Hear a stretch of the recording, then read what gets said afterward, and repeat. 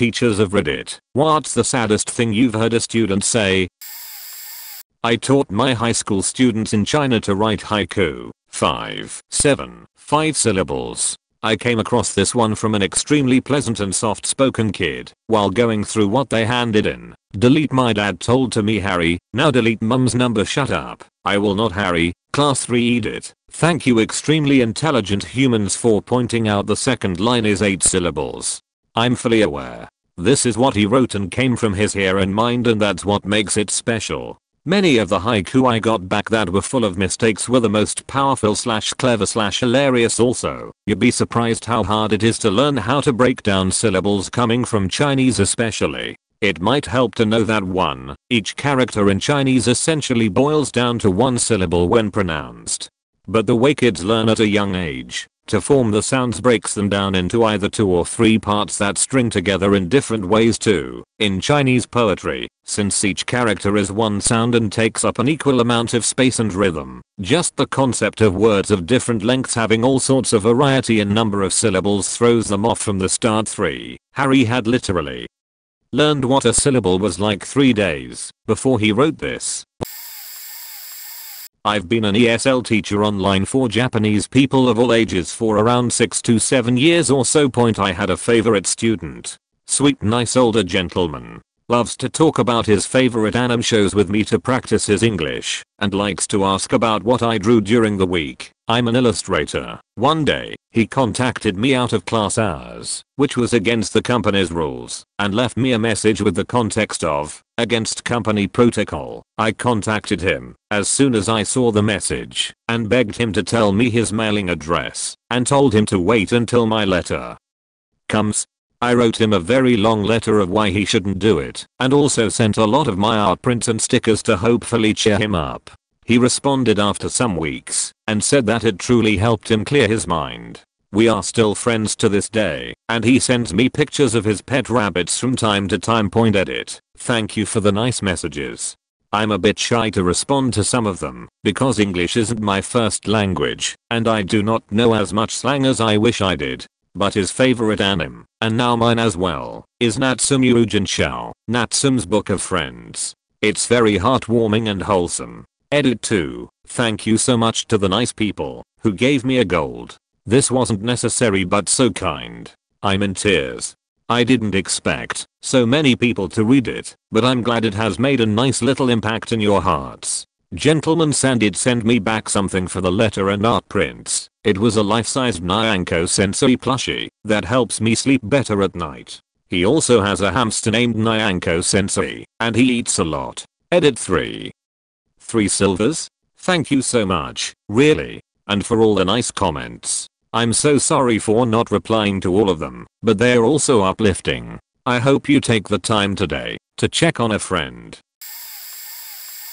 Dunno if this counts as I'm the one that said it, but I had a pretty tough time at school. I had almost no friends and buried myself in my studies. My tutor was this tiny angry Welsh man called Mr. Evans who I didn't think even noticed I existed as I just kept my head down and had no interest in either of his subjects. Flash forward 5 years and I'm working a part-time retail job whilst paying to learn accountancy at a local college.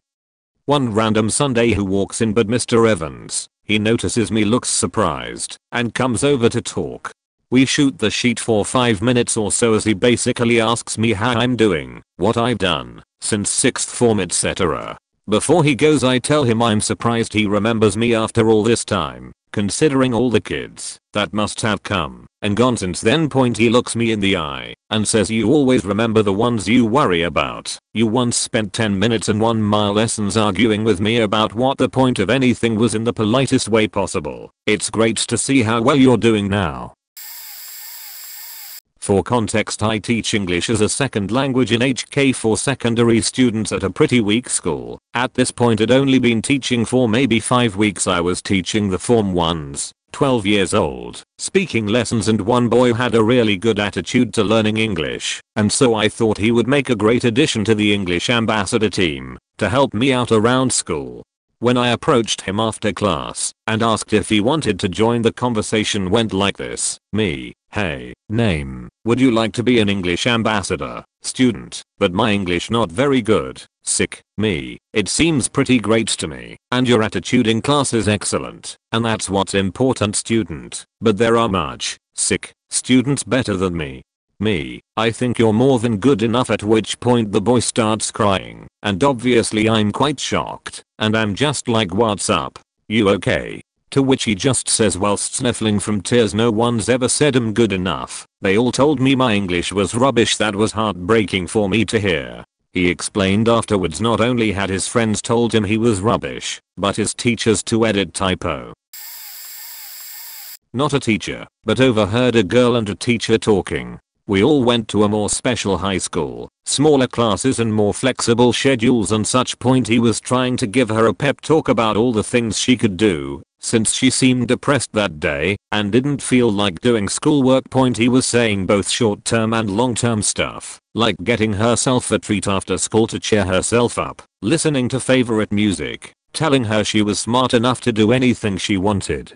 What broke my heart was when, in response to the careers and future plans, she said my family said girls can't do that stuff. She was from a fairly middle class family, white, owned a dog, and southern. The parents were college educated, so it was a huge shocker to hear her say that. Point talking to her later, it turned out that she was only expected to go to college to find a boyfriend/husband, so it didn't matter what she wanted to do. After that, the teachers and other students who also overheard started to look out for her more and helping her when she needed it. Point last I saw, on her Facebook at least, she seems to be doing very well, so I'm happy she's doing better. Point still makes me feel sad that some people still think that being born a certain gender, boy or girl, stops them from doing certain things. I work as a paraprofessional for kids in grades K5, and I kind of hop around from kid to kid and help wherever I can. A lot of my one-on-one students are special education or have learning disabilities, so my approach to working with them is being open to their interests and talking to them in between work. You'd honestly be surprised how well this works, just letting them tell you about their day or fortnight or their weekend. Now, I have had issues with stuff like this with a few kids, but the one that sticks out to me is this boy in my 5th grade class. He has both learning disabilities and issues with emotional processing. He's a very large kid at 10 years old, taller than I am. One day I come into the room to find him sullen and quiet, and I ask him if he'd like to come out in the hallway and talk to me. At a bit of probing, he told me that one of the kids in his class told him he should die, that nobody likes him. At one point he just whispers, "I just want someone to love me." It absolutely broke my heart. I struggle with feelings of not feeling loved myself, so I told him, "You know I love you, right? You're my friend and I always look forward to seeing you every day." We ended up taking a walk around the school just chatting to get his mind off things, and I told the social worker. Ever since then he's been one of my best students. Yes, he still doesn't want to do his work, but he's always excited to see me, and one day, when I came to class with a pulled muscle in my leg, he helped me walk to his seat and pulled out a chair for me. It's honestly one of the moments in my life where I feel I made a difference. Edit. Oh my god, thank you for all the kind words and the silver. It's so nice to hear how happy this makes all of you. To me, I'm just doing my job by bringing kids up and giving them that positivity they also need. This really inspires me to continue what I'm doing, so thank you so much. Obligatory. Not a teacher. When I was 17 over 18, I kind of made friends with a 12-year-old at my school. He was different and lots of people used to laugh at him for that and not want to talk to him or let him sit near the BTC. I wanted to be his friend because he seemed nice and friendly, and I wanted for him to make sure he knew someone was looking out for him, despite my friends 15 and 18 also making fun of him and finding him weird and sometimes annoying. I did tell my friends off many times for that, especially the 18-year-old, because he was so much older and should have known better. One day when my friends weren't on the bus, the 12-year-old came and sat near me, and we chatted about school and stuff. And then he asked me, "Why do so many people in my year hate me?" It broke my heart. I didn't know what to say, so I said something along the lines of, "Because sometimes, especially at school, people can be insecure and stupid." The next day, because I knew his mum worked at the school, I found her and told her what happened, and she told me that her son has Asperger's and that it can be quite difficult for him, and she thanked me for telling her and looking out for him. I kind of assumed he had ASD, but I didn't ask him because it didn't really matter. I finished school now, and I do worry about him sometimes. School is rough, especially for people with ASD. I have a few stories. The school I used to teach in hires a Muppet company every year to teach about sexual abuse. What's a private part? No one should be allowed to touch it beside you. How to report it point. So it was my first year teaching. We got the kids to the auditorium for the show. After the show, the host asked the students to stay if things from the show has happened to them. I was ready to get up and bring my entire class back to the classroom, only to realize 4 of my students remained seated. I turned to a fellow teacher, and she basically told me, "Yup, it happens." My heart dropped. My kids were 3rd graders. Another one was a struggling student, Maggie, below grade level reading and math levels. I did a small group with her, another struggling student, and another teacher. We started talking about our weekend plans and people in our families. After the 3 of us shared, Maggie said she lives with her brother and dad. And the other student asked, "What about your mom?" Maggie replied that her mom worked a lot and she doesn't see her that often. My fellow teacher asked, "Oh, so like last week?" "No, it wasn't." Maggie said it under her breath. "Last year, on my dad's birthday." We were in the beginning of the school year, like October. We also did mood meter, and when someone puts their name on blue or red emotions, we would do a big circle share. One day, multiple students felt depressed and sad. So we sat and shared, only to find out that one kid who are far below his grade level lived with his aunt's family because his dad left the family and his mom was in prison. Imagine hearing an 8-year-old tell you that my mom, she is in prison and I miss her. Other kids were being so supportive, and I got choked up. Got parents who were in denial about their kids' disabilities, which prevented them from receiving reasonable accommodations. Got a girl whose father murdered the entire family, and she was the only survivor. The list goes on and on.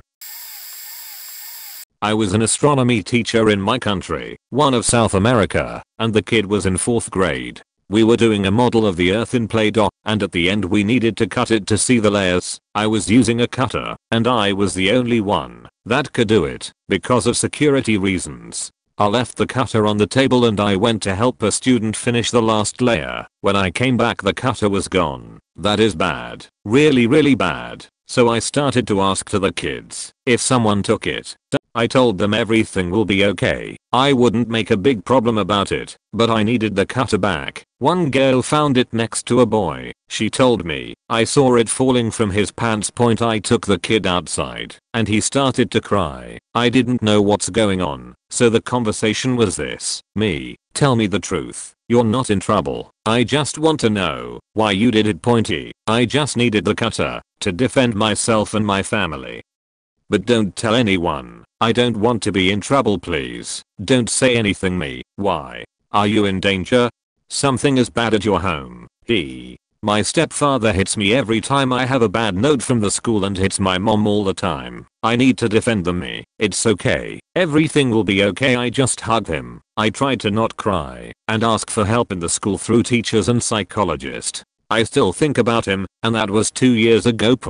So many stories in that way, so many kids, and sometimes you feel hopeless.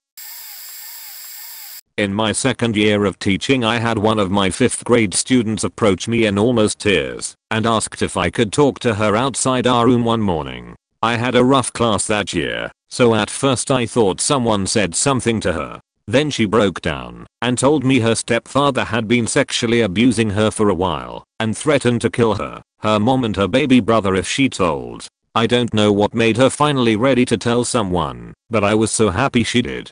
The worst part though was trying to get her help right then. I remember trying to get our social worker, but she was out of the building, so I ran to my principal's office. I couldn't get in because there was a group of teachers arguing and being catty to each other because one girl got a baby shower thrown by our superintendent and the other one didn't. So they had been saying things behind each other's backs, and it was just dumb as drama.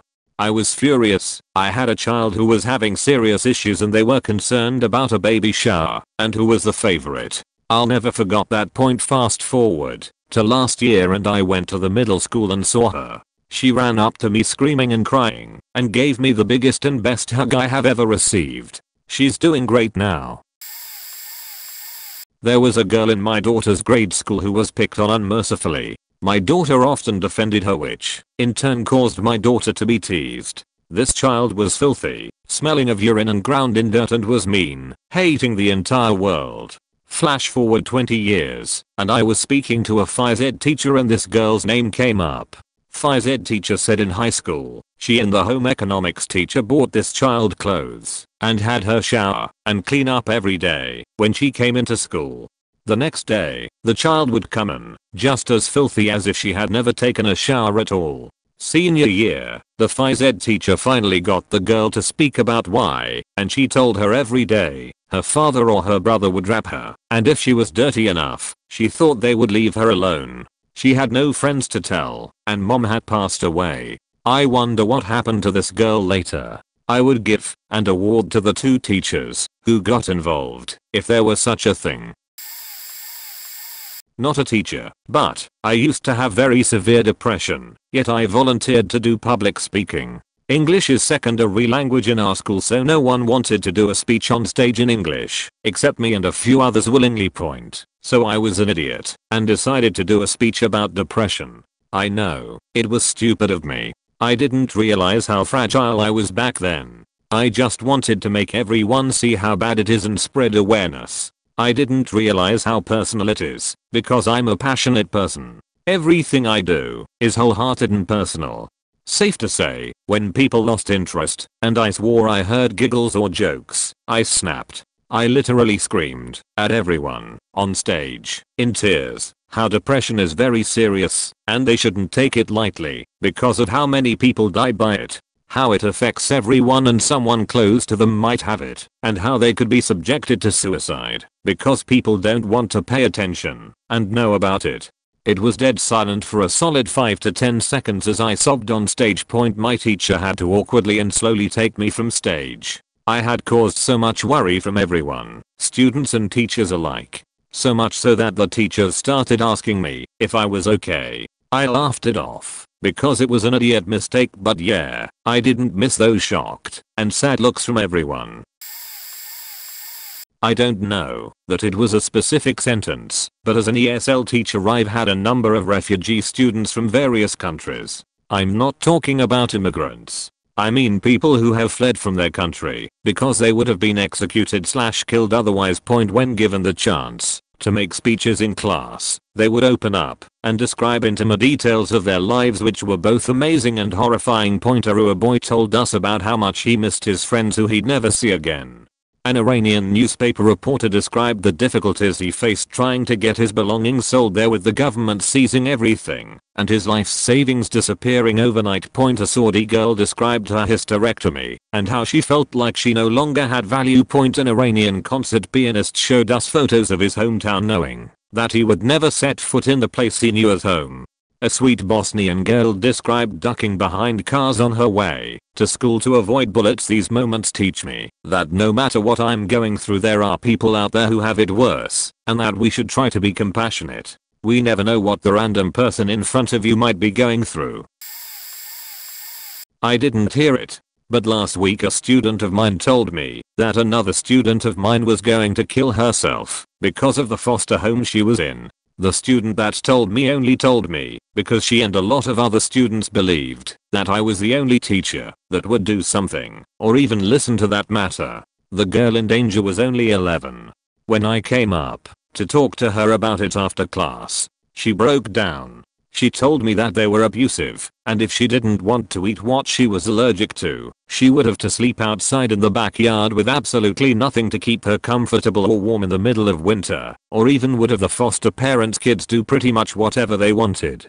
Just last night, my lawyer is trying for me to get custody of her, so she can have food and a good place to sleep every night. Edit. Grammar. Not an English teacher lol. Edit 2. News update: court starts Wednesday. Edit 3. Sorry it's late. But the two cases that happened on Wednesday and then today both went into my favor. I have the girl and now all I have to do is legally make her my daughter. My mom is a kindergarten teacher and this one always stuck with me. There was a girl in her class that suspected to be living in a motel room with her parents. Always came in with dirty clothes, obviously tired, etc. Unfortunately, because of all of the red tape that teachers have to go through, all they could really do was keep an eye on her until they had something they could report to CPS. One day, my mom's talking to her one-on-one, as she often did to try to get her to open up. The girl has obviously been instructed on what to say/not say by her parents as to not alert anyone to what was going on. But my mom asked her if she got enough sleep at home, since she always looked tired. She responded, "Oh yes. It's all I really do at home." My mom prods her, asking why she needs to sleep so much, thinking maybe she had some kind of medical disorder.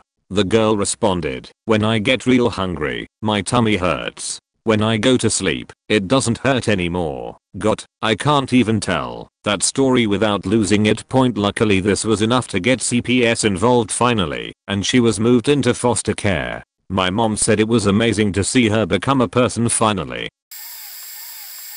I had this one student, 5th grade, hardworking, smart, funny, and always very helpful. Her day was coming up, and she seemed pretty excited about it. I heard her talking with another student about days and day parties. She mentioned how she never had a party. I slowly died inside. She continued and said that everyone, she has 8 siblings, would sing her happy day at home, then the rest of the day was just helping around the house and whatnot. But her most favorite part about having a day was that she got to sleep on the only other bed they all shared without having to fight for it. I was in shambles at this point. She went on and said how she really thinks her mom will show up with cupcakes and stuff for her classmates. Another teacher and I got together and decided to throw her a mini class day party. We even got her a new dress and shoes for it. The day comes and we wait for the mom, just in case she did show up. She doesn't. So in I come with pizza, cupcakes, drinks, candy bags, gifts from kids and other teachers, the works. Her precious little face, guys. So worth it. I had an 8th grader out at the beginning of my first year teaching as an outsider in a very small rural town in Alabama. The girl missed the first 3 months of school. Admin told me she was sick and to excuse the work. Around early November, she showed up and looked like hell. When I asked how she was feeling, she told me that she was fine, but the baby wasn't sleeping through the night yet. I assumed this was a sibling. Nope, it was her baby. I immediately went to admin about it, and they told me to leave it alone. I refused. I asked around, looked through old files, and talked to the girl. It turns out, my 8th grade student was supposed to be in 11th grade, but because she had been pregnant every year since 8th grade, she kept failing. This was her 4th freaking baby. As I got to know her over the next couple months, I found out that her dad was paying migrant farm workers to impregnate his daughter so he could collect the welfare check for her being a single underage mom and a check for the baby being a minority. And that her dad was high school buddies with our superintendent, and my school's principal was a super's daughter. Which explained why no one had reported that nonsense in 4 years, and the admin told me to leave it alone. I not only called CPS, but I called every level of police in the area and the state board of education to report every single person complicit in allowing a child to be repeatedly raped and impregnated for money. An investigation was started right before Christmas, but the girl didn't come back to school after Christmas break, so I never found out what happened to her or her babies. The superintendent was investigated, but resigned before they did anything to him. A few others, including the principal and the guidance counselor, were put on probation or something. Pretty much just a slap on the wrist. The school resource officer and school nurse were fired for failure to report. Unsurprisingly, I was pink slipped at the end of the year. I subbed for a little while after that, but the whole situation left me so disgusted with the system that I left teaching completely. It was a girl in a class which had a lot of children who lived at a care center. Can't remember the right word in English. Basically a center which takes care of children which are orphaned or separated from their parents. I'd bullshitted myself into teaching a religion class, even though I'm not religious. Was honest about this to the faculty, which made the class less Bible thumpy and more all around. The topic that day was about family, but seeing as a lot of people were separated from theirs, it quickly turned into a story about why they weren't able to see them. Stories varied from alcoholism to fathers attacking their pregnant mom before they were born, which already shook me up pretty bad. They were all 11 over 12 years old, but she, sadly, topped them all by telling the story about how her mom locked her and her baby sister up in her apartment and left for the weekend, or maybe longer. The result being that they were growing hungry. The girl decided to gather rations and scoured the apartment for food, finding nothing but some candy. In the end she ended up giving all the candy to her young sibling and, due to hunger, decided to eat the plastic wrappers. They later had to be removed surgically. She was 12 when she told me this, and a sweet bratty, sporty girl who never stopped walking on her hands and doing cartwheels. I hope life will treat her better in the future. I had an internship at a school for bad hearing/deaf kids. I was in the group with 4 to 6-year. One boy really had trouble with communication. He couldn't pronounce words right, and he can't hear without his cochlear implants, CI, but his parents often don't charge the batteries, so they often didn't work. We kept spare batteries at school, so he could follow the lesson. When he first came to the school his parents often forgot to give him his CI, and then the school had to call his parents to bring them, which could take an hour.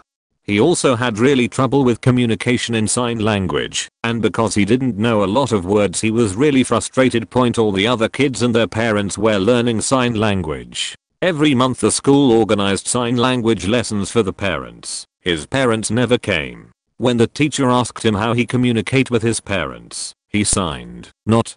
That was so sad. The parents didn't want to learn sign language to be able to talk with him, and from the time he would get home he wasn't able to ask anything. After that school contacted child protection, and the parents had to learn sign language and use it with him, otherwise he would be put in a foster family. I don't know how he ended up, because my internship ended. That kid must have been so lonely at home and in the world. So maybe this isn't so sad, but rather touching. I'm a paraeducator, you know, the people who follow the special needs kids around and help them out. My goal is to become the best special ed teacher one day. But anyway, I was on a case with a kid that was very independent, so I didn't just help him, I tried my best to help the class. 6th grade by the way. There was this one kid that rarely showed up to class, but when he did we'd talk, and I got to know him very well. He reminded me, when I was young, he loved anime, especially Naruto, which is my favorite as well, so we'd always talk about it. One day while talking I asked why he rarely came to school. Education is important. He told me his mom asks him to watch the children most of the time, so she refuses to take him to school. He has to sneak out and take the bus sometimes. I asked why can't she watch them. He told me he wasn't sure, because she was home all the time.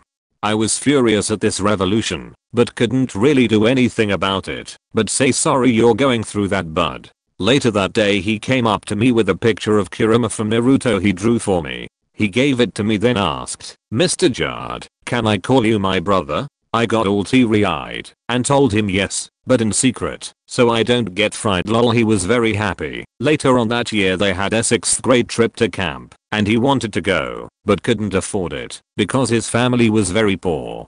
I decided to cough up the $300 to pay for him, while also getting him supplies, flashlight, sleeping bag, etc. Gave this all to the principal, and told him to make it anonymous, because I didn't want attention for it. They gave it all to him, and he was ecstatic. It was the greatest thing, to see the huge smile on his face. He instantly knew it was me, so he came over, and gave me a big hug and started crying. Sadly after the camping trip he never came back to the school, and he was dropped. Miss my guy, he felt like the little brother I always wanted. I ran the anime club in my city that was super poor, and it attracted tons of super poor edgy type kids. No shame, I was the exact same at that age. had a student who was always dyeing her hair at home with cheap dyes, and because of it her hair was super thin near the point of balding. Classic girl from my school, hand wrist scars from cutting, would sleep with anyone who talked to her, saw guys she had sex with openly laughing in her face about her falling out hair. I foolishly asked why she kept dyeing it knowing that it was causing the hair loss. She responded something along the lines of it's because I was raped a few years ago, and every time I looked in the mirror at myself I want to commit suicide, because I don't want to be me. Apostrophe was a big influencer of why I moved across the world, and will never ask students personal questions again, or get personal by running a club I can't handle, and didn't sign up for that sheet when I got into the field. Actively looking at different careers. Literally anything seems less stressful. I was substituting a 6th grade class the Thursday before leaving on spring break. The kids are super excited because it was minimum day, vacation was about to start, and they finished their state testing the day before. I was a little lost with where some things were because the classroom was emptied for testing, so no materials or work on the boards. I had a student, Iggy, come up to me and ask if I needed help looking for things. Such a kind and helpful boy. He helped with passing out papers and calming the class down. Everything you could ask for and need. The kids are starting to ask me, can I call my mom/dad? I get curious and realize it's their lunch in the lawn day. Parents come and eat lunch with their kids essentially. Iggy comes back to class really upset, tears down his face and his hood over his head. I asked him what was wrong, and he told me, my mom promised me she was gonna come. She knows I miss her. She promised me. Why didn't she come? I haven't seen her in so long. Why didn't she show up? This boy was bawling his eyes out. My heart hurt and I gave my mom a hug when I got home. I'm not a teacher, but I told my teacher something they wouldn't forget. Back in 8th grade I was very suicidal and had nothing to look up to as I was left alone all the time, and the only person I had was my cat. My cat died a couple of days before my birthday, and at this point I was planning on killing myself. I felt like nobody cared for me whatsoever, cause when I'd tell them they'd blow me off. I went to my English teacher that day as it was after school. My mom was once again going to be late, and I was the only one still there, so I was waiting for my mom, and after a while I got a text from her saying she was almost here, and that's when I told him with the most saddest expression on my face, if you don't see me tomorrow then I'm not here anymore. I'll be gone. I won't be here on this horrible excuse of a planet anymore. I've been hurt so many times, yet nobody seems to hear my screams or never take me serious. Well, they'll know now. I'm killing myself when I get home. I then started to head out, and I heard him start getting up and running to me in a frantic run, and just pull me back by my bag and embrace me as he would look at me with that fatherly look as he seemed terrified to even hear me tell him this.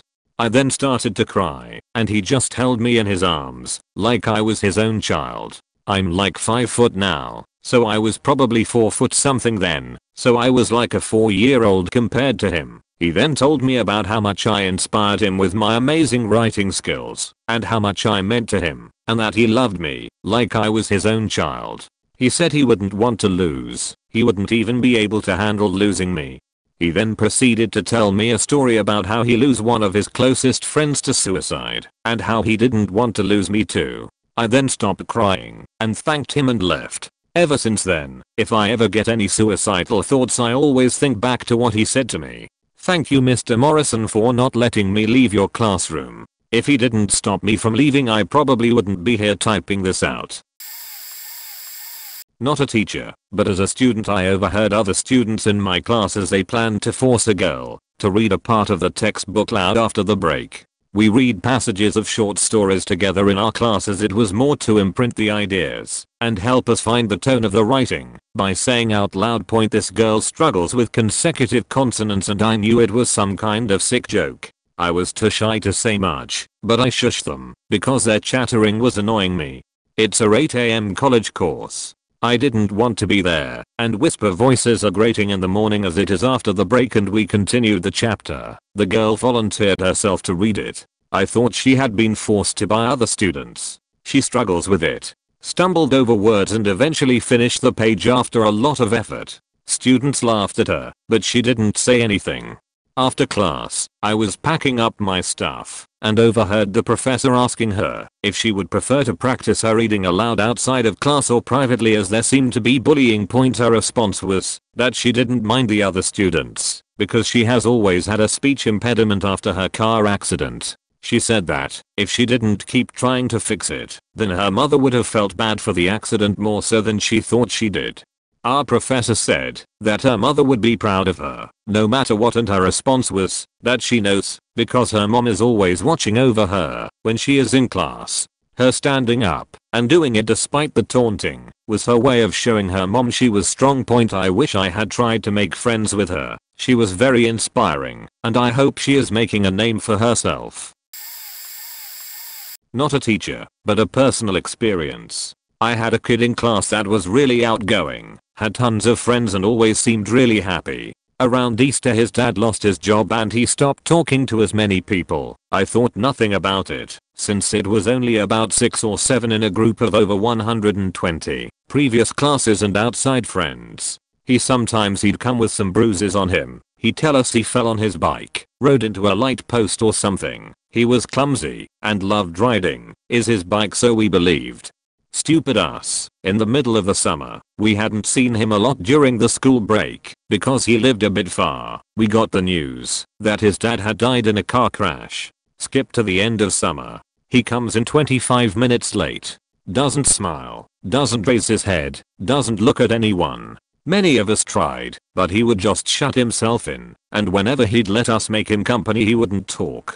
Winter was near and naturally we were happy because we were going to have Christmas break and it would be so fun we could spend time together. Or so we thought. First week of break he goes missing. We look everywhere for him, but he seems to be nowhere. We start suspecting he ran away. The police stopped searching hoping he'd appear when least expected. Portugal doesn't have the best cops. Christmas Eve afternoon I was out with friends trying to calm our minds. Wasn't the first person to go missing, only returning weeks or months later.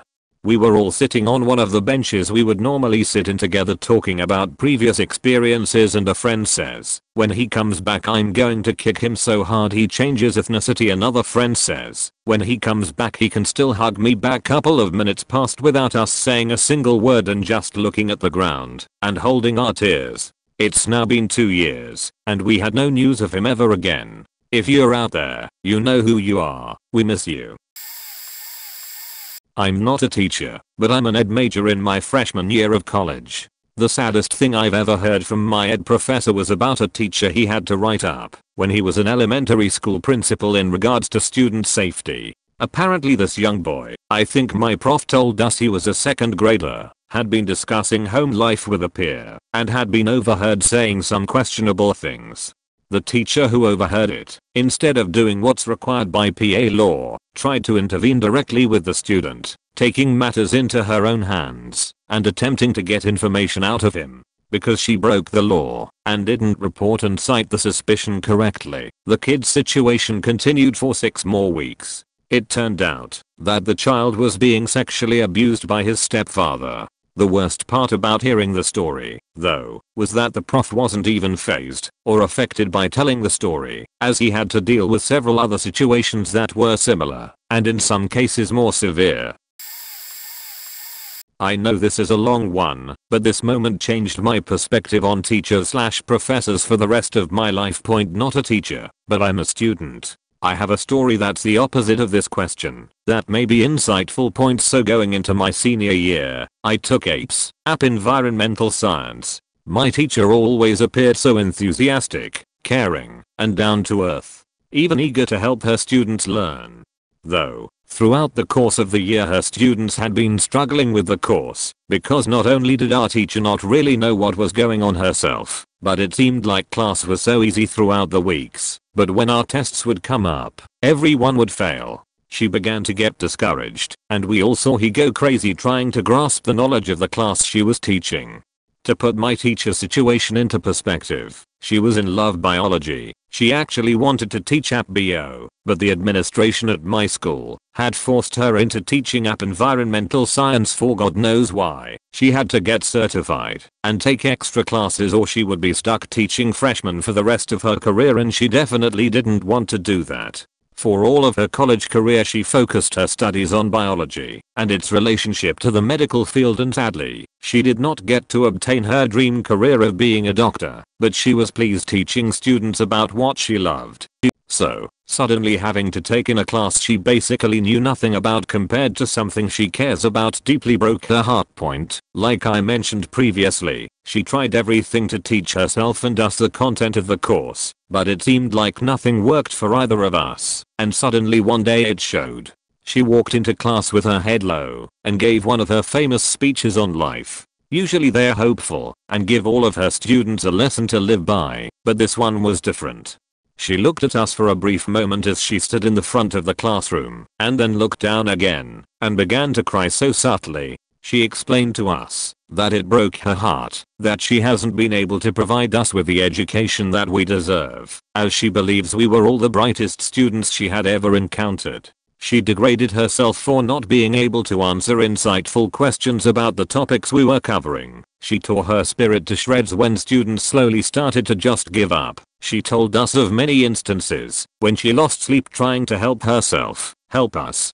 She finally looked up at us with tears in her eyes and said these words verbatim to our class: "Have you guys ever woke up hating your life because you can't even do your job correctly? I feel defeated, useless, and most importantly unmotivated." Hearing those words come from my teacher broke my heart, because I knew her commitment to knowledge and her strive to encourage students to be the best they could. That day we did not receive a motivational story, we received the doubtful nature of humankind. Though this teacher wants to be remembered for helping people with positive words, she was still able to teach us a lesson that day. Everyone must fall from great heights within their lives and see reality so that they may build and continue to work harder for what they desire. This teacher is now luckily teaching app bio and has produced the highest app scores within our district. She also has found her purpose in teaching again. I'm so happy for her, and I'm very glad that she is finally doing something she believes is up to par with her standards. Besides the fact that every year I get kids reading up to 5 years below grade level that aren't in special ed, I teach 6th grade. It's always the cases with CPS and or family court. Last year had a kid, presumably undiagnosed autism, because grandma refused all testing and services, yet his previous school had a one-to-one aide follow him around every day, which is a big no-no without documentation. Grandma had died in September. Mom gets custody. She has him for 3 days and nopes the fuck out. He gets placed with a great foster system and ends up with his kid can barely function in a classroom. Can't/won't sit, wanders around, says weird shit, yells/screams, fights, you name it. We put him with honors kids, get him an aide, fosters get him therapy, couple of months of routine. Kid is hardly ever in trouble anymore. See foster mom in the office. She'd just come from court. Judge had granted custody to BO dad, who kid had met supervised 3 times as dad just got out of jail. She was picking him up to transfer him, as dad lives in different school zone.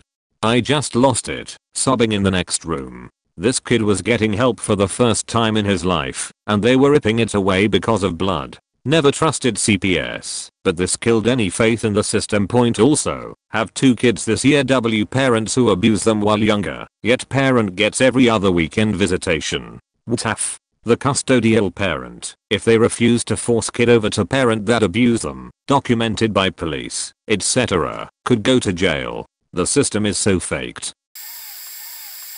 I used to go to a summer camp as a tutor in English. Camp was for non-English speaking kids in the country where my family originated from. One time in the very beginning of the camp, my longtime friend and the director of said summer camp wanted to speak privately to me. She said that one of my students, at the time an 8-year-old girl, had a drug addict mother who basically abandoned her kids, the girl and her 4-year-older brother. The brother had to steal to keep himself and his little sister fed, and the mother would only come back every so often if she couldn't afford drugs, bring an aunts or two with her, and let them go to town on her daughter. That lasted 3 years until someone finally reported them to social services and they were both taken away. The girl got adopted, but the brother went into special care because he was so far gone in his wrongdoings that he couldn't be adopted anymore. It's not about what this little girl said, it's the way she used to scream at night. It wasn't even screaming, it was an unimaginable howl. For 2 weeks I would spend every night running to her room and consoling her. Her adoptive/proper parents knew about this and said that her psychiatrists claim that she probably subconsciously remembers what happened to her because of her birth mother. It still makes me cry even thinking about it. I suppose I was lucky compared to a lot of these. I was also just a sub, not a full teacher. Please don't hit me. It was Valentine's Day, a 4th grade class. They're just starting puberty, and so the students were a bit rowdy. I was always renowned for my volume. If I yelled, windows rattled, and teachers will understand the volume involved. When I say I broke up a girl fight alone by just yelling at them, they clutched their ears and stopped. So I had, slightly, raised my voice, but it was me, so it was more of a bellow at a couple students across the room. The boy right in front of me had a panicked look on his face and said, "Please, don't hit me." I immediately ignored the rest of the classroom to deal with him. Quietly said I would never hit him, that hitting people is wrong, and asked if someone hits him. He said yes. I assured him he isn't in trouble, but I need him to talk to someone in the office. Called and explained to the office that I suspected he was being abused at home. Sent him up to the office. Those assholes didn't do anything. It's been 15+ years and yes, I'm still pissed at them. I wasn't exactly a teacher, but I was a camp counselor for Cub Scouts for 4 summers straight. This wasn't something the kids said exactly, but a parent in their group. We were at the obstacle course, and if we have extra parents, we'll have them help run it, mostly to make sure the kids don't kill themselves, because they will somehow hurt themselves. Had one kid break his arm in some freak accident because a new guy didn't assign his parents. I had one kid, a little Hispanic kid, and he had ear piercings that looked pretty cool on him, just simple black hoops, if I remember right, either that or just diamond studs, and he was running the course. I had a lot of parents in this group, and so not all could be assigned and one was just chatting with another. This lady is talking to this other one, and is actually sheet talking on this kid, because he has earrings at like 9 years old. He wasn't trans or anything, he just liked earrings. But she was talking about how disgusting it is, right as he passed by to go on another round of the course, so he heard her talking sheet. He wasn't as vocal for the rest of the day, but I tried to cheer him up by telling him his earrings are cool. He didn't say anything, just was quiet the rest of the day. I had a ton of beachy parents over the summers, but why does a kid begging teachers not to have school holidays because without school breakfast and lunch they don't get to eat? My birth parents beat my little brother to death. Now him and his older brothers, have new parents. He was in therapy. When I'm 16 I'm going to run away and live with friends so I can finish school and go to college. Further talking revealed that his parents' plan was for him to drop out at 16 to go to work and support them and his 2 disabled brothers. Have you arrested daddy yet? His father had beat the family and escaped the police when they showed up to arrest him. Then he made repeated threats on social media about how he was going to kill his kids and their teachers at school. The officer was one of several stationed at our school to stop him 1 hour after they arrested the father. They were back. The same thing but different family. The school safety plan for dealing with domestic violence was put in place after a man killed his wife and mill. The children survived because their bus driver was out sick, so their route had been split in 1/2 and assigned as a second route to 2 other drivers. He escaped and started making threats on social media that he was going to kill his brother's kids after they said the cops should shoot him dead.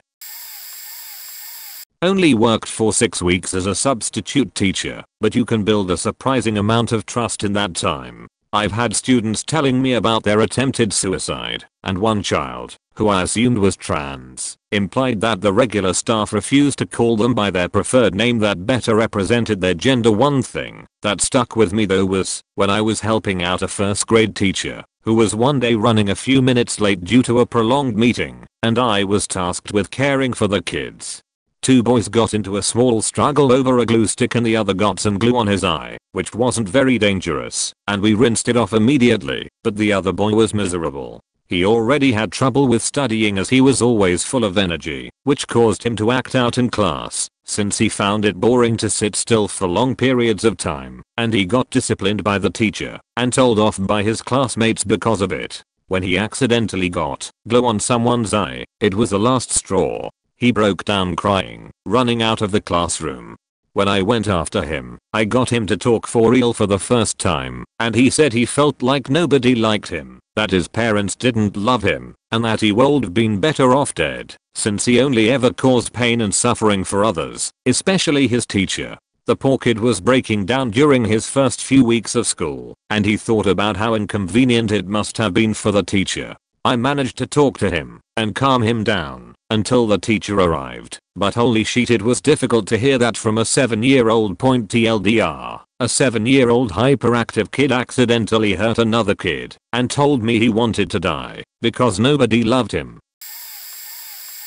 So I was the student who told the teacher a faked up thing. In my high school health class we were talking about different cardiovascular problems, like clots and heart attacks and strokes. I mentioned that I knew someone who had a stroke. He asked me who it was, and I said it was my mom. He asked if she got better, and I told him no, she died the day after she had the stroke, and I was 13 at the time. He later sat down next to me and asked who was with my dad at this parent-teacher meeting my parents had with all my teachers. I told him she was my stepmom. I guess he assumed she was my mom. I was told my senior year by the other health class teacher / pet teacher that after that particular class, he walked into her office and said he needed to tell her about what I said because it was so sad. He needed to talk to someone before his next class and he didn't care if he was going to be late. I guess I kinda emotionally sucker punched him, which I feel bad about since he didn't need to know that. I hope he's doing okay. I always liked him as a teacher.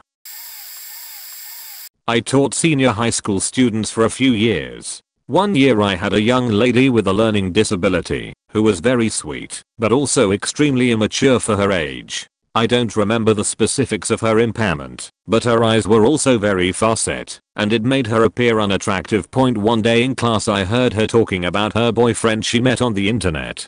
I thought, AWW, good for her, and didn't think much of it. Unfortunately, at the end of that school day, I spoke to another teacher of that student and learned there was much more to the internet boyfriend story. Apparently, this student truly believed she was speaking to Liam Payne, member of the popular at the time boy band, One Direction. My colleague overheard her say this, and that she was going to meet up with him that weekend at the mall, which was obviously very concerning. My colleague contacted the school social work and special ed intervention specialists, and they had to have an intervention with the girl to convince her that she wasn't speaking with Liam Payne. At best it was someone catfishing her, and at worst, a sexual predator. My colleague had to go as far as pulling up the band's concert schedule to convince the student she couldn't have been talking to him at the time she was, because he was on stage. By the end of the meeting they felt confident they'd convinced her, but she was absolutely heartbroken. Not a teacher, but a child co-worker. I was in my living room and heard this lady screaming out the front of my house. Went out there and there was this little puppy begging for me to pick him up. And then further down my driveway there was a lady punching and hitting her giant Amstaff who had a strong bite on this little sausage dog's neck. It took a while, but we eventually got the bigger dog to let go, and I took him to the vet. The microchip was out of date and the vet couldn't tell me the address of the dog, but confirmed his name was Nugget. There was really nothing we could do. Anyway, the next week I started placements at a childcare center across from my house. There was this sweet little girl called Rosie, and she was always glued to my side. I was reading a book to her one day, and it had all different dogs in it. She started telling me about her dogs. I have 2 sausage dogs. They're both brown, but one went missing, and she started to get super sad. I asked her what her dog's name was, and she said Nugget. My heart sunk, and I quickly had to change the subject. I still think about it to this day. I wasn't in any place to speak to her mother about it because I was just a student, but it definitely confirmed that the Nugget never went back home.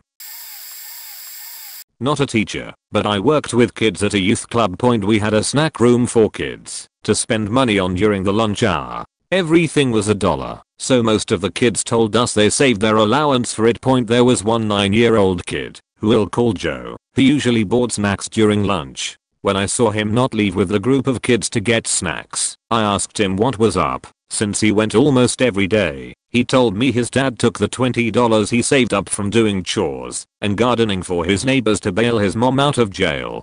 He told me his mom and dad would often get into physical fights in front of him. A few days prior, he said his mom got taken to jail because she tried to stab his dad and Joe had to stay with his aunt. And, in turn, he said his dad felt bad and wanted the mom back at the house. I was so pissed at the dad for taking his son's hard-earned money. We weren't supposed to give the kids money, cause you know, you give one money and the rest start asking, but I did anyways. I only had a $10 bill on me, the rest was on my card, so I gave it to Joe and told him to go buy snacks or save it for his allowance, and that it was our little secret. He looked at me and cried, hugging me. He told me I cared more about him than his actual parents. Ever since that day, Joe would ask to be my helper as a sort of payment for me give him $10, which he didn't need to do. He was the sweetest kid I had ever met. I no longer work there. College got too much for me to have a job, and I often wonder how Joe is doing. TLDR. Kid's mom tried stabbing dad, mom went to jail, and kid's dad took his $20 allowance he earned to help bail the mom out. I teach at a private middle school. The kids' families are wealthy, but most come from narc money and laundering. I had a kid tell me that she was sorry about not finishing a project of my subject because the Mexican army stormed into her house looking for her father and her siblings and her basically ran away with what they could and forgot their school backpacks. Her father was taken to prison and she has been struggling a lot with anxiety and anger. I'll let her take breaks and walk outside if she needs it. We had a long conversation once, and I told her about my youth growing up without my dad and my drug addicted mom, and about how sometimes the situations in which we have to grow up aren't fair to us, but that we can make a better future for ourselves someday anyway. Another student was crying in the back of my class one day and I asked her if she was okay. She told me that her mom and dad had recently split up, and her dad had promised to go see her. She had called him and asked when he was going to pick her up, and he promised to go that same day. She had waited for him all day and night and kept texting him asking how much longer, but he had replied I'm on my way over and over, so she kept waiting, but he never showed up. She had been crying all night and couldn't hold it in class either. Then she told me why. Do you think my dad doesn't want me anymore? And it faking broke me.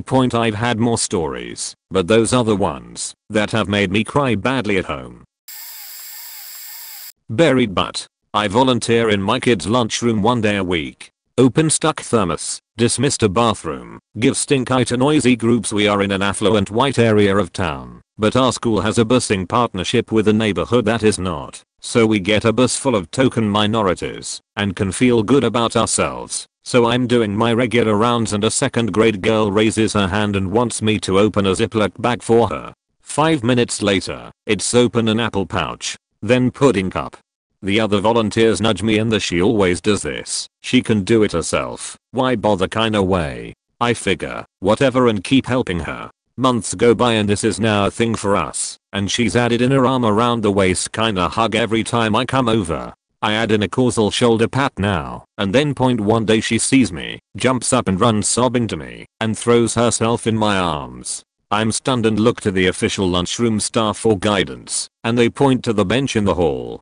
I sit and let her sob in my shoulder, as long as she needs. She mumbles something about my being the only one who cares about her. The next week, she's not in the lunchroom. I figure she's out sick as crud is going around. Another week and she's not back. I snag her teacher at the end of the day and ask about the African American girl in her class who hasn't been at lunch lately. I didn't even know her name. Apparently they were a highly mobile family and had to move due to privacy regulations. I probably shouldn't have even been told that much and never knew where she moved to. I'd drive a long way to open a Ziploc bag again for her. God bless all the teachers in the world. I don't know how you do it. You really should be sainted and highly compensated. This probably isn't what most people are looking for here, since it's not dramatic or graphic, but nonetheless it was somewhat shocking and saddening to me as a well-educated adult. A few years ago I had a student in her mid-40s, far older and more mature than my average student. She was a great speaker, particularly because she already had a great deal of the confidence necessary to speak impromptu and in front of crowds. I had the class to write and deliver a short speech based on a selection of news articles I'd provided. The one she selected involved the suppression of religious minorities by the Russian government. 30 or so seconds into her speech it became clear that she fundamentally misunderstood the subject matter. She said that the Russian government had violated the constitution. I took her aside after class to voice my concerns. Perhaps, I thought, she had simply confused the Universal Declaration of Human Rights with something else. As it happened, she believed that the entire world followed, or at the very least was bound by, the US Constitution. Such a belief suggested a total disconnect from the way the world actually works, and with an election on the horizon it really upset me. Presumably she was simply an outlier, but that our educational system failed her so fundamentally really put things in perspective.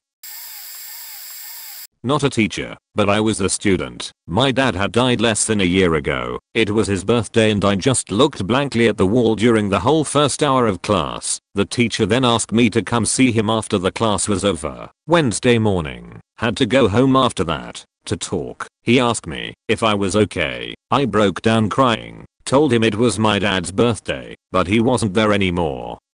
That I didn't saw him for 2 years, before seeing him for the last time 3 days, before he passed away. That I didn't even said then, that I loved him, and it was now too late, that I was feeling so bad about it, and for not expressing my love towards him, when he was there, that I wanted to die. This way I could see and tell him everything. My teacher just hugged me until I stopped crying. He then called my mother and, as she couldn't leave work early, asked her if he could stay with me until she got out from work. She agreed. The teacher took me to the cinema and bought me an ice cream. He told me I could stay home the next day if I needed, and he would just mark me as unable to attend class and pass the test for personal reasons. I'm truly thankful to him. He was the best teacher I've ever had. I bought him a lightsaber toy at the end of the year as he was fond of Star Wars, as a way to say him thanks. Not a teacher, but I work maintenance in a school, not janitorial. One of the kids I've come to know the past few years, I'll call him Jay, is wandering the hall before class looking lost. It's a Monday, we all felt like that. I engage him and ask how his weekend was. Now, Jay is a bit on the slow side. Not horrible, but special needs for sure. He tells me my dad died last night. I pull him aside and ask if he's okay. He just tells me that he didn't know what else to do, so he came to school, high school level. I sit with him and talk to him a bit, share stories about our fathers. I told him about how I felt when my dad died, and that it was okay to cry, that it was a healthy thing to do. He stood up and says he's going to be late for class and goes on to gym. I found one of his spec ed teachers on the way to the counseling office and told him what happened, and he ran to find Jay in the end. He got some help dealing with his loss. He isn't the same kid as he was the Friday before, even a year and a half later, but he's making his way. Obligatory not a teacher post, but a friend of mine back in high school had to leave the classroom for a bit after she finished her presentation. We had research projects to present in front of the class. The subjects were left to our discretion, and she had chosen to talk about the Apollo 13 mission and why it went wrong, if I recall correctly. This one girl in our class, we'll call her Jane, was sitting very close to the board where my friend had launched her PowerPoint presentation and was ready to begin. Jane was known to be a beach and to talk shit behind people's backs, sparking insane rumors about others, and being overall an absolute asshole of a person, and she'd act all sweet with everyone, as if she never said those nastiest things. I was sitting directly behind her that day. When the teacher signaled for my friend to start, Jane turned to her friend and said something along the lines of, "Oh my god, she's talking about space and astronauts. She's so boring. She should kill herself." I heard everything. My friend heard everything. Teacher was at the opposite side of the classroom and didn't hear anything. I was about ready to beat that beach to death. My friend had to leave the room and cried. I followed her and glared daggers at that idiot Jane. Ended up staying with my friend the whole time. She went to talk to the school's social worker about the issue, testified against Jane as well.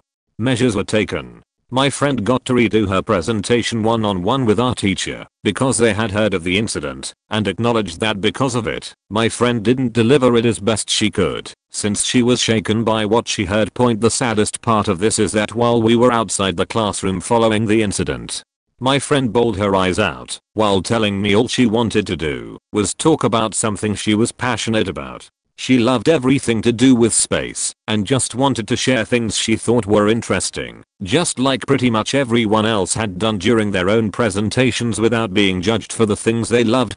I really hope karma got right back to that beach Jane. Fuck her. Honestly, the saddest thing I dealt with as a scribe was kids crying their hearts out. They couldn't understand English and they were forced to do everything here in English and away from their families in different countries. Young German boy, maybe 10. His mum was in England and his father still in Germany. We were in Scotland. He didn't get to see his parents until summer. And he didn't understand English well and had learning difficulties. I can barely piece German together, so he was going between German and French, the two languages he knew. French I knew more of, was a tough one. Trying to do the test, comfort him in the only language we shared, and it was broken for both of us. And his ability to do math was difficult. He just wanted me to do it. He didn't want to get them wrong, fear he'd get into trouble by staff and parents. Not being allowed to hug him when he sobbed hurt. He just wanted his parents mostly. I had 3 or 4 others who spoke only French and one who could only speak Punjab. That was a tough one, but we all got there. But the theme of being away from parents, expected to learn a new language within weeks. It was tough for them. It was the most worthwhile work though. Being able to high-five them when we'd finished helped. I'm not a teacher, but I used to work at a supervised studies type of place. 2 kids really stood out, and I still remember them with lots of love. The first kid had ADHD. He once came to me to tell me that his parents were fighting for his custody over their divorce and they didn't give him attention. I told him I was going to help with his homework, so at least it's one less worry. The next day, when he arrived again, he hugged me and told me he loved me. I hugged him back and told him I loved him back. The second kid had even worse ADHD. My boss never told me about it. When she couldn't handle him, she would hand him over to me. When I talked to her about him, she just laughed and told me about his issues. She wanted to see how I handled the situation. That's why she didn't tell me before. I researched a lot on how to best get him to study. I would put a seat next to me and put classical music on my laptop so he could concentrate better, and he always did. My boss hated it for some reason. She just wanted me to actually do his homework and told me helping him study better was not my job. I quit a week later. I hope these kids are doing okay. I think about them quite often. I just want him to be proud of me. Not a horrible abuse story, but somehow it's the one that gutted me most to hear. After a test, I noticed one of my boys was crying really quietly. He's an average, really quiet kid who consistently does poorly on written work, not through lack of effort, but just because he has some language issues. I walk by and drop a tissue on his desk without making a big deal out of it. After class, I shut the door and ask him to hang back and talk to me, and he just breaks down. Tells me about how his parents worked so hard to come to America and how he feels like a disappointment to them because he can't get good grades. Says his dad had sat him down the night before and basically told him, "Even if you're slow, I still love you," and how it just tore him up because he feels like his parents think he's stupid. This 13-year-old boy who's barely said 10 sentences to me all year just sat there sobbing, saying he just wants to do good so his dad will be proud of him. I almost cried. It's not really directly what they said, and I'm not a teacher, but a family member is a guidance counselor in a not so great district. She tells us pretty sad stories. She hears a lot about students who can describe how to inject heroin in great detail because they always see their parents doing it in front of them and how they don't have a lot of basic things. But one story was really next level crazy. A teacher let some kid go to the bathroom one day. I don't know how old he was, but he had to be younger than 10 since it's an elementary school. Some other kid was in there with him and comes out and mentions that the first kid asked him to help put something in his butt. So the teacher waited for the kid to come out to see what was going on, and he's holding some kind of butt plug. He said it fell out when he was going to the bathroom and he couldn't get it back in on his own, so he just asked for help, at which point the teacher immediately reported it because that's faking crazy. Apparently they investigated and found out the mom had some severe psychosis or something and thought demons were trying to take over her son and that their chosen point of entry was through his anus, so she made him walk around with the plug in to keep them out. He didn't know better because he was a kid and assumed it was just a normal thing people did, which is why he, thankfully, asked the other kid for help putting it back in, which is why they found out. Not a teacher, but when I was 16 I volunteered to help out with teaching the younger classes and helping the other teachers keep an eye out on breaks because the schoolyard was far too large for the 3 teachers assigned to keep an eye on. There was this 12-year-old boy. He was always incredibly shy and did not want to be touched. The teacher had always just accepted it as a mild case of autism, as the parents claimed. One day in the summer we went swimming with the class and the kid refused to go into the water. The teacher just told me to go sit down somewhere with him and read a book or something. The poor kid barely ever talked, and I had to really animate him to get him to tell me what he wanted to do. In the end he decided he wanted to read a book and we took one of the ebooks that I had on my reader because of my younger cousin and we began to read. It was some book about dog breeds that had the breeds in them all with a few funny comments to sum up their character. One of the dogs had a line that said something containing the phrase bad boy, and just like that the kid broke into tears. I asked him what was wrong and he told me that he was a bad boy at home a lot and had to go to timeout. I hadn't thought much about it at that second, and we continued reading, and weird comments kept popping up like how eating out of a food bowl on the ground was uncomfortable, and that being yanked around on a collar hurt the neck. At that point I notified the teacher, and when asked about it the kid told us that his parents had been keeping him as a pet. If he was a good boy, for instance doing the dishes, vacuuming, etc., they would take him out for a walk and they would give him treats. If he was a bad boy they would lock him up in a dog crate out on the balcony for hours, and he had no bed. Instead he was sent to his crate at the foot of the parents' bed to go to sleep, and blankets were something that were taken away as a punishment. We immediately notified the equivalent of CPS in my country and the kid was taken from the parents. He really wanted to continue going to our school, so the foster parents he was given to let him, and he kept looking for me on his breaks and just cuddling up to me on a bench, and he would keep telling me how glad he was that his new owners were nice people. He to this day refers to himself as a bad boy, calls his parents owners, and refuses to sleep anywhere but in a crate. If this thread isn't sufficiently depressing, let me tell you about my worst job. Not sure if they still do, but back a few years, kids in grade schools across the land had to write standardized essays. These had to be graded, which was done by a firm I worked at for a few months between undergrad and grad school. The essays came with different prompts in different regions. One I remember well was the mouse detective. 5th graders in several states got a picture of a mouse holding a magnifying glass and were asked to make up a story about it. Many were hard to read, but any number were simply delightful, and at break time, we used to read particularly great ones aloud. One kid I graded was a budding Hemingway. Amazing control of narrative and restrained word choice held the room just spellbound. To be able to write like that at so young an age, just marvelous. And then there was New Jersey. This was for kids in junior high, and the prompt was tell us about the time you gave someone advice. They might as well have said in graphic detail, tell us about your friend who is being molested. These were simply heartrending to read, and it got so bad that soon an unofficial rule was in place. Get 3 of these in a row, feel free to take the rest of the night off. I thought myself made of stern stuff, but twice at least, our left early. It got so bad that we eventually had to set up a liaison with the New Jersey cops and a special table for the actionable ones. If they named names, gave credible details, or indicated ongoing abuse, it went on the table. There were around 100 folks reading essays on any given night. People were constantly walking over to that table. Cementeers Point faking New Jersey.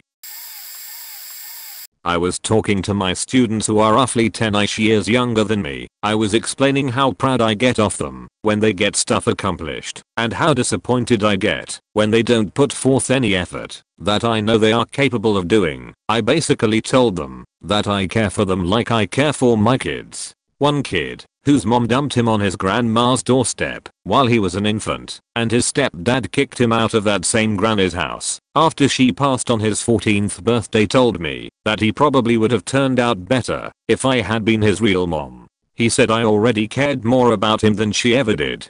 Meth/heroin addict. He also ended up living in a broken down car under an overpass for over 2 years. He was in a gang and missed 2 full years of school. He chose to come back as a junior and took 2 years of classes that year, freshman and sophomore classes, and this year he's doing the same, but taking all of his junior and senior year classes to be able to graduate with the kids he started going to school with as a young child. He's taking 8 full classes during the day, as well as 4 to 6 online courses, just to be able to graduate. The kid reads at like a 5th grade level and he's 18.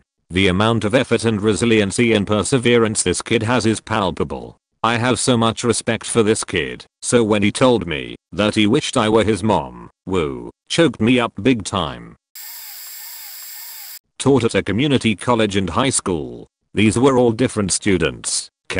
I have an extension on my homework. My pregnant wife and I are currently homeless. To another student, please don't grab my shoulder. It was injured when I was robbed at work yesterday. I'm sorry I can't complete this test. My mom died yesterday. I'm currently in the hospital from being hit by a truck when I was biking to class. I promised to bring a doctor's note to our next class. Please don't kick me out of the class. I told the student I would not kick them out, but they still gave me a copy of their stay in the hospital and begged me to let them stay in my class. I later heard stories of professors who would kick students out for being 15 minutes late to class. I graded a student's homework and saw that she was really struggling. I wrote on her paper asking her to go over the homework with me so that I could help her grasp the topics. When it was clear she wasn't going to approach me during a break, I approached her and went through the lesson until she got it. She then looked at me and said this: "I didn't think any of my teachers cared about me." Also not a teacher, but I'm graduating this year and I would like to talk about a friend of mine. I've only actually gotten close to him this year, but I've known him since elementary school. He's adopted, and nobody has ever really wanted to be his friend. They say he has an annoying voice, isn't very smart, or funny, or handsome, etc. And I confess that I had no interest in being closer than acquaintances with him until recently. But the one thing I have always admired about him is his perseverance. He does 10 times the work that any other kid does just to get an okay grade, and he always keeps striving to learn more and more. He taught himself multiple languages too. The best example of his tenacity is that we were on the track team together for a year or so, and although I'm not a good runner, he was far worse. He finished races not only last, but often got lapped or finished the race after everyone else had gone home. But he always finished, and he always did his best, and 4 years later he still goes for 2K runs at midnight to keep up with the team. I really admire that drive. What made me sad was in getting to know him better recently, I learned that he also works 5 nights a week to pay his parents $700 a month in rent. And let me specify that we live in a very upper middle class area. His parents are not poor, but they make him, a 17, recently 18-year-old, work daily to pay them $700 a month to live there. And then, worst of all is that they constantly belittle him, beat him, and tell him that he is a failure and does no good for the family. His sister joins in too, and the family has specifically made up a word for faking things up using his name as a verb. What really breaks my heart now is hearing him earnestly ask me, am I enough? Am I stupid like everyone says? Do you think I could go to med school? Or saying I don't work hard enough. I know I'm not good at anything. You've had it worse than me. He knows a bit about my abuse as well, but I can assure you his life seems much worse than mine to me. It makes me so sad because I don't know how, other than just telling him, which I do, to let him know that he is much better of a person than most people I've met, and that he is probably the hardest working person in the whole school, and that maybe he isn't academic smart, but he has so much more potential than any lazy kid with a high IQ point. It's just so sad to hear that despite all of his work, nobody, not even his parents, has ever told him that he is good enough. Not a teacher, but in the 5th grade one of the kids in my class went through probably the saddest sheet anyone I know has. A couple years beforehand there was a massive ICE raid and his dad got deported. I later found out that he and his mom only weren't because they had hid under the trailer where he lived. Anyways, so we did this thing in class every week where we had to say one good thing about the week and one bad if we had one. We went around, and when we got to him, he was so happy because his dad had made it back and it was the first time in 3 years he'd seen him. A few weeks later, when we did the same thing, he said that nothing that week was good. His dad got killed. This kid just saw his dad for the first time in years, and then as soon as he was back he got shot outside of their trailer.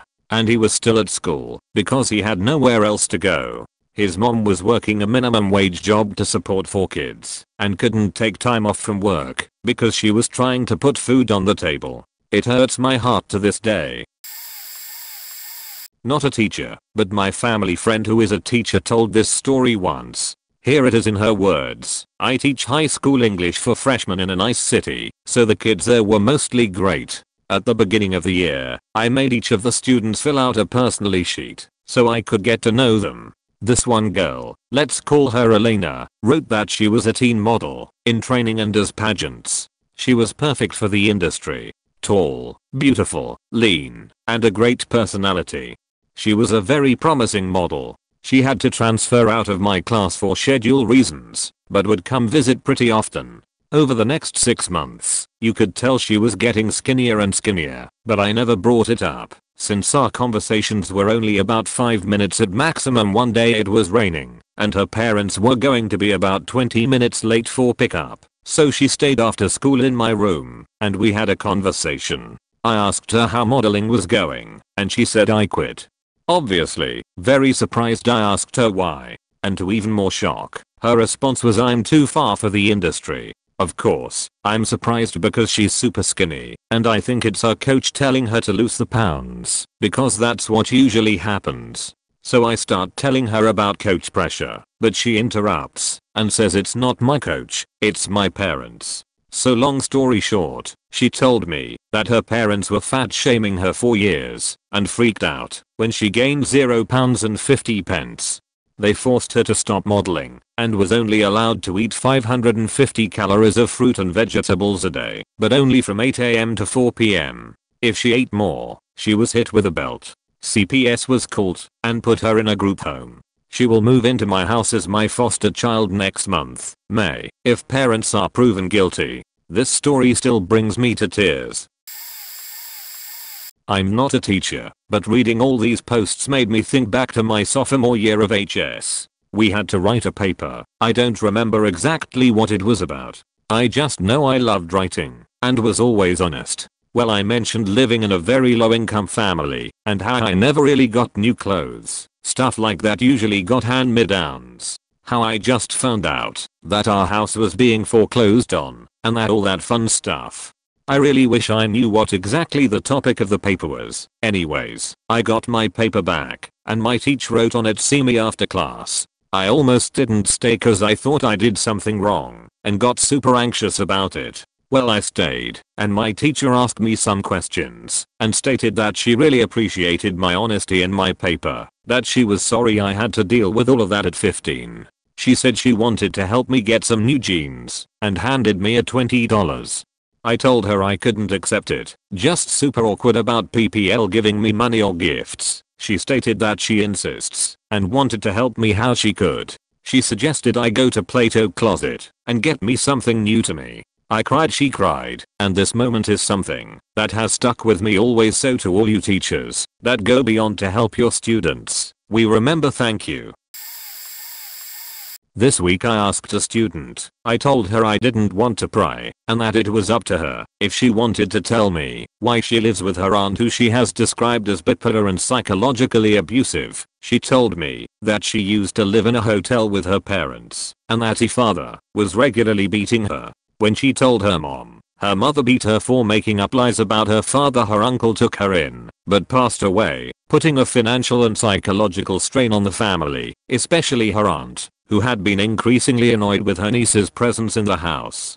The aunt described herself as stuck with my student in a recent email. My student now works 40 hours a week between 2 jobs, including her regular high school course load. Today, she came to me and apologized for not being in my first period class. When I inquired, she told me she worked until 6 a.m. at McDonald's to make sure they had enough to pay the bills. She then sat down and silently began her MacUp work, not bothering to complain to me or anyone else.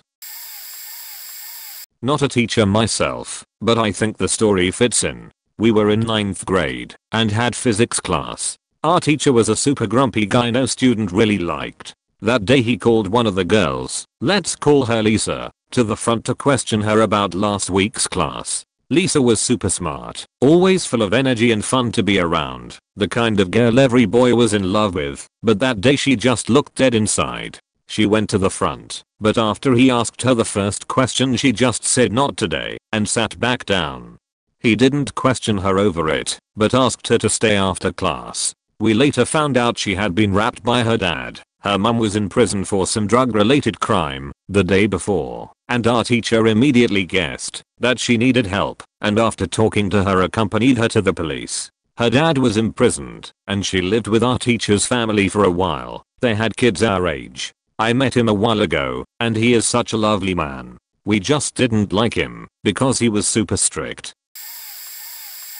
Not me, but my girlfriend is student teaching art at an elementary school. There's this girl in one of her classes, let's call her Ruby, who has issues communicating and following directions. My girlfriend says she shows signs that it's clear she has some form of learning disability, possibly ASD, but her parents refuse to get her help. The school is in a rural area, so it can't afford an aide for an individual student. One day Ruby is having a hard time paying attention and isn't following directions. My girlfriend sits with her in hopes to get her on track. I think they were learning what textures are when Ruby asked her something along the lines of, "Are you mad that I'm stupid?" My parents are. A less sad story, but still, a younger boy, maybe 2nd grade, was having a discussion about his teacher having a mustache with my girlfriend and fellow students. No idea what the context is that lead to this. My girlfriend says that her dad has a mustache too, and a big beard. Well, the boy responded to the statement with, "My dad has beards. My mom says Jed drinks too many beers though." My mother is a principal. She's told me lots of stories about kids in her schools. One time she was judging a science fair and saw a girl who had an impressive project on crystals. She was decked out in sparkly clothes and very knowledgeable on her topic. My mom was so impressed by just looking at her that they saved her for last so they can spend some extra time with her. During her presentation, my mom asked what she'd like to study when she was older. She said, "I want to be a vet or work for NASA. But I'll probably end up on disability like my mom." She went to high school and took a downturn according to my mom. A kid once called my mom a stupid cunt. When she told the boy's mother, the mother responded, "He heard his father call me that last." She told me about a little girl who was sweet, but a little slow. She would often not have a lunch, and it became clear that the mother clearly preferred her son over the daughter. One time the girl got sick and mom was called to come get her. She wouldn't give her time to put her coat or boots on and harshly told her to get in the car. Mom later admitted to my mom that, "I never wanted her. I wanted an abortion, but my parents made me have her, and the best thing that happened was when her dad died, so I wouldn't have to deal with him." Heavy shit.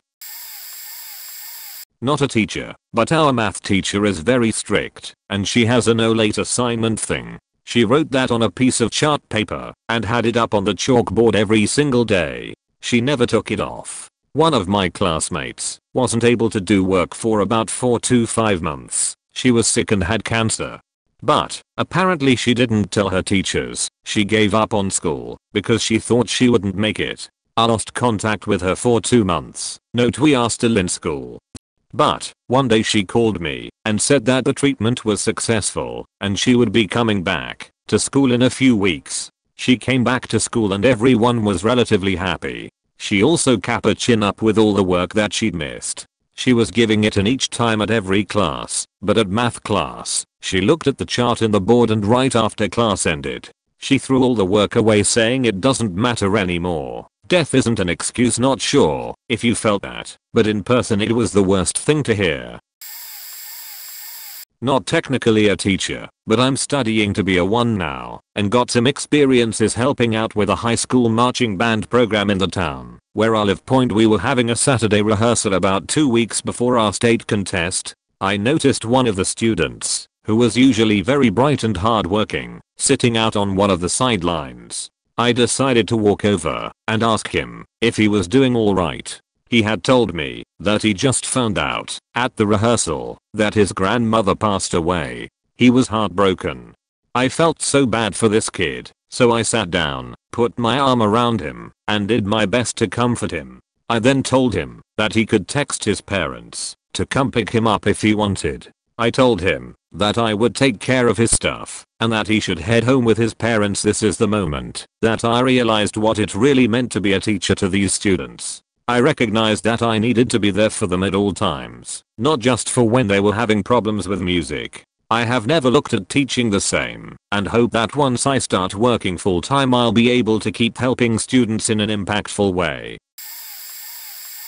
Technically not my student, but my school does a program where our high schoolers throw Christmas parties for elementary kids whose parents can't necessarily afford a lot of gifts for them. This was our first year, and the planning wasn't great. My class ended up with a second child, a third grade girl, when we only had gifts for our original child, fifth grade boy. My students managed to make some magic happen, including a very long bathroom break that brought presents back and get together things for this little girl. She started crying as she opened the presents. As my students were escorting her back to the bus after the party, she told them that this was the first Christmas they'd had in a long time because their mom was sick and they had to take care of her. She was so happy to have any present, even though the stuff we'd gotten was last minute cobbled together from random donations and a grocery store trip. My class raised some extra money and Santa dropped some off some presents at her school before break. In year 12 my family was going through a rough time. Our year 12 school jumpers were being made, and I was the only student that couldn't afford the $95 that they cost. So instead of me missing out, she paid for mine without telling me. Made my whole year. A year later, once I was making money, I paid her back and now volunteer once a week at the school. Last year we set up a recycling project where we collect cans and bottles. This year we are developing a wetlands. Out of the money we raise from recycling, 50% goes to creating the sustainable wetlands and the other 50% goes to a grant to help 2 students out with any school related expense, including food. Last year we helped 2 students with a $15,000 grant. I'll always remember the 15-year-old girl that got one last year. She spent $1,000 on a new laptop and $500 on books, pens etc. and used the rest on buying lunch for some of the less fortunate kids. Because of this, our school now provides lunch to each kid, whether they can afford it or not. All they need to do is let a teacher know or see the canteen ladies at lunch. Really late for this, but I needed to get this out. I'm on a throwaway, as friends know my main account. I'm a college lecturer in the UK. 10 years ago I had a young lady come to my class at the start of the year. She was honestly brilliant, very intelligent, and had a great passion for my class. She reminded me of myself when I was her age. I could tell at the start that she didn't trust me. You could see it with the distance she put between herself and I when we were chatting about classwork. And on our first guidance meeting she said everything was great and she was really happy. I knew this wasn't true. You could see it in her eyes. But she would turn up every day to class and was only late twice in the whole year. Eventually, during the second guidance meeting, she told me she was suffering with depression and my suspicions were confirmed. I asked her for how long, and she said, since she was 12. It broke me that someone so young could be struck with life like that. As time went on, she would come to me and talk to me. When she was done by the end of the year, we had a good relationship, and she was almost like a daughter to me. In between the 2 levels of the course, she decided to go travel for a year. She had been planning this for a while and everything was arranged. I was excited, and so were other staff members who knew her, because we all thought this would be amazing for her. When traveling, she fell ill. She was flown home to hospital and I went to visit her. She slipped into a coma and never recovered, passed away 3 weeks later. I found out the next day when working I had to cancel my classes for the day, because all I could do was cry. She was so wonderful, and if she had been able to progress on to the next level of the course, she would have gone on to be amazing. And I'm sure you would have heard her name point at her funeral, which was standing room only. Her brother handed me a letter which was addressed to me, told me they found it when they were collecting a teddy from her room to go to the hospital. I read it. When I got home I opened it. It read, "Dear Op, you have given me so much this year and I want to thank you for that. I have never had a teacher I could trust like I can with you. Not once have you given up on me. Even when I was making stupid mistakes in class, I learned a really long time ago that life isn't fair, and as a result I thought life couldn't be good. But in your class I found something I love. I can't wait to come back and continue studying. It will be great, I know it. I really hope that I'll learn from my year out, and who knows, I could be a happier, healthier person as a result. Sorry if I was a pain this year always coming to you. I see you as a dad that I have never had. Thank you. To this day I carry the note in my wallet, and it is still stained with tears that I cried reading it. College meant so much to her, and she never got to finish. Live life to the fullest you can. She had a bucket list which I got a copy of, and out of the 20 things on it, I have managed to do 8 things for her, which includes skydiving. Not a teacher, but back when I was in secondary, Argentinian high school, I was a tar and helped the teacher out with some stuff. I frequently had to stay late at school to around 6 p.m. and by that time only the staff and other tars would be present in the main building. In the secondary buildings, there would be a huge group of after-stay kids. So once, my teacher told me that she needed more supplies, a stapler and graph paper, I think, and the closest supply closet was in the other building. So while on a hallway next to the room with the after-stay kids, I heard crying coming from a janitor's closet. Me, being the curious teen I was, opened it and found a 9th grader bawling her eyes out. She didn't actually notice me, so I just kind of awkwardly stood there. After a few minutes, she stopped and looked up. Obviously not wanting to seem like a creep, I just said that I heard her and if she was alright. Turned out that she had had depression for the past year and had considered suicide. After listening for about half an hour, I told her that I needed to quickly get some supplies and I'd back. Long story short, we became practically best friends and we still keep in contact to this day. Now, she's working as a therapist to help other people get out of depression back in Argentina. So, thankfully, this story has a happy ending. Not a teacher, however this was pretty sad. Me and my friends had decided to go on a school trip to Strasbourg, France a few years ago. Since we live in the UK, and schools hardly ever book flights for school trip, we had to take the coach. When we arrived at the hotel, one of the kids there noticed that his baggage is missing from the locker on the bus. He was pretty bummed out as he had to spend the following week without his clothes. He pretty much had to borrow his clothes from other people. Nobody really liked this guy because he was a dick in school, so I guess that was karma for him. However, everyone felt sorry for him after something happened, and he locked himself in the bathroom and started crying, probably a breakdown about his failure of a trip. However, eventually we got back home. He was still without his baggage. However, just as we got off the coach, as the teachers were checking the coach in case we left something behind, they found his baggage in the overhead storage. So the guy had his stuff all along, but stored it overhead instead of under the bus like everyone else and just forgot about it, which made it like 10x, I believe. Future teacher, but from my own experience, going home alone after a primary school show we put out. Also carrying my costume and a few others with the class curtains. Class would take turns in washing them, since we were always in the same class with different teachers until university. I remember the look of sadness on my teachers' eyes as they helped me gather my stuff and took pictures of me, clearly trying to act cheerful to hide it.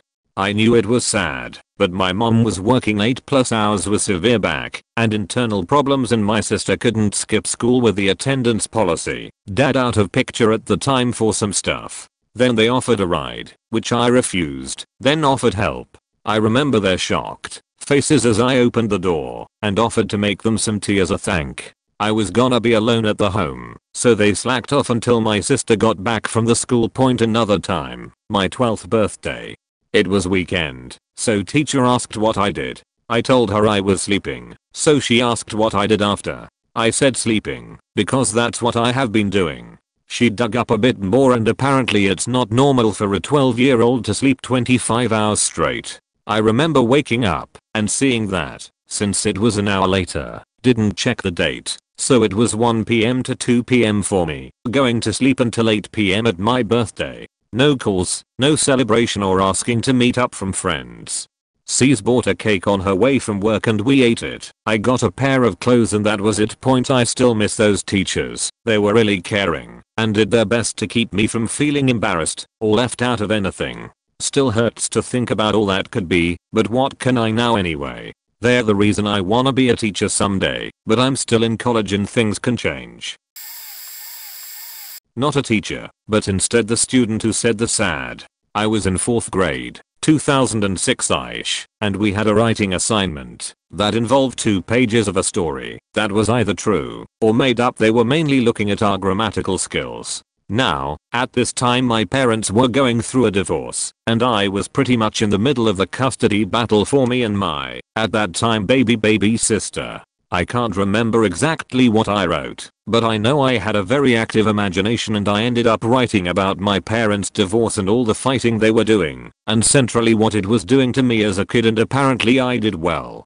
I got called in the office and both of my parents along with the principal and to CPS officials, where I was asked questions about my essay and had everything cleared up in minutes. But whatever it was that I wrote made home and school life 5x easier for the rest of the year. I was pitied on the same level as a puppy with a broken paw, and all the while I was just living life, being a kid, and just not giving a shit otherwise.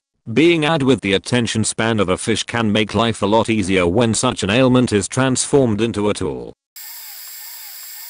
Don't know if this counts, since I was the student. My parents were often too stressed with more serious issues to listen to me. I just stopped talking and felt like a burden for not being perfect. One night in high school I had really bad anxiety and insomnia and had fallen asleep instead of doing my French homework the night before, so I tried and failed to do it lunch. I was breaking down.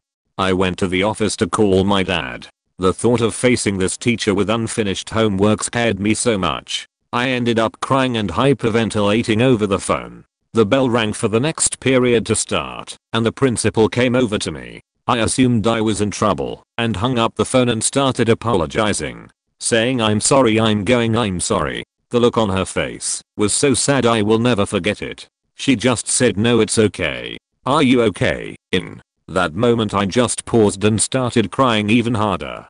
Up until that moment I just assumed that teachers weren't supposed to / required to care about students. It just didn't occur to me that I worth worrying about until this woman asked me if I was okay. I'd never heard that from a teacher before. She sent me to the counselor and called my parents, and I was pulled out of school for the rest of the day. It was surreal. All of a sudden these feelings I was having weren't normal and I mattered. That principal has since retired, but writing this makes me want to find her and really thank her.